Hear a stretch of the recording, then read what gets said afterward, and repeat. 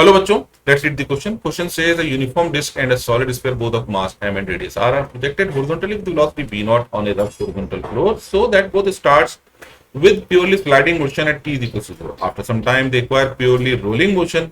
Ratio of velocity of disk to solid sphere when they acquire purely rolling state is. अब हम देख सकते हैं सपोज ये हमारा एक रफ सरफेस है और इस पे हमने कोई भी ऑब्जेक्ट ले लिया। अभी हम ऑब्जेक्ट को क्लासिफाई नहीं कर रहे हैं कि क्या है, लेकिन हम सिर्फ बोल रहे हैं कि ये रोटेटिंग ऑब्जेक्ट है जिसका रेडियस आर है और रेडियस ऑफ जायरेशन इसका मान लेते हैं के है।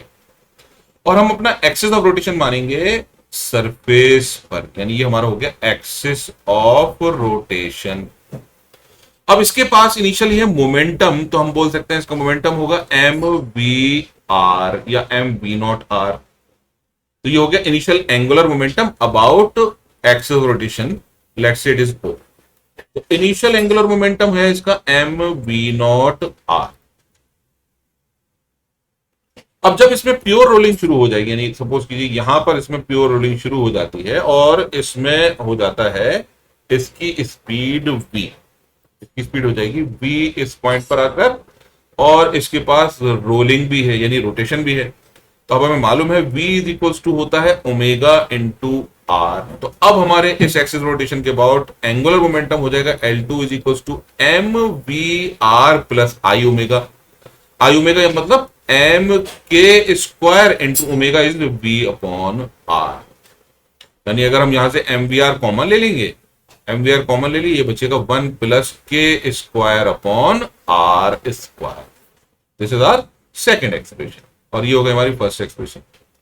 अब चूंकि फोर्स ऑफ फ्रिक्शन की वजह से पॉइंट ऑफ यानी जो एक्सिस रोटेशन हमने चूज किया है उसके अबाउट टॉर्क की वैल्यू जीरो हो जाएगी, यानी फोर्स ऑफ फ्रिक्शन ये लगेगा और हमेशा एक्सिस रोटेशन से पास होगा, तो टॉर्क की वैल्यू हो जाएगी इस फोर्स की वजह से जीरो।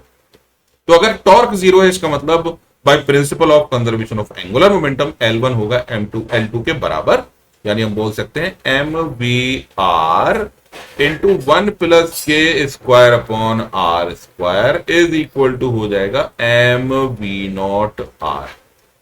तो यहां एम आर से एम आर कैंसिल, v की वैल्यू आ जाएगी हमारे पास v is equal to V not upon 1 plus K square upon R square. तो ये हमारी हो जाएगी फाइनल स्पीड। अब पहली हमारी क्या है, यूनिफॉर्म डिस्क है, तो यूनिफॉर्म डिस्क के लिए K square upon R square is 1/2। तो डिस्क के लिए ये हो जाएगा V not upon 1 plus 1/2 that is equal to 2v0/3। ये हो गया हमारा ए। इसी तरह दूसरा हमारे पास सॉलिड स्फीयर, तो सॉलिड स्फीयर के लिए K square upon R square की वैल्यू हो जाएगी 2/5।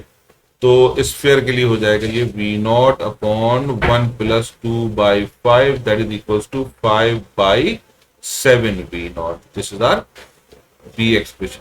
तो क्वेश्चन में हमसे पूछा है ratio velocity of disc to velocity of sphere. तो velocity of disc to velocity of sphere is equal to हो जाएगा 2v0/3 divided by 5/7 v0 which is equal to ये हो जाएगा 14/15 which is option 1। I hope you understood the solution. Thank you.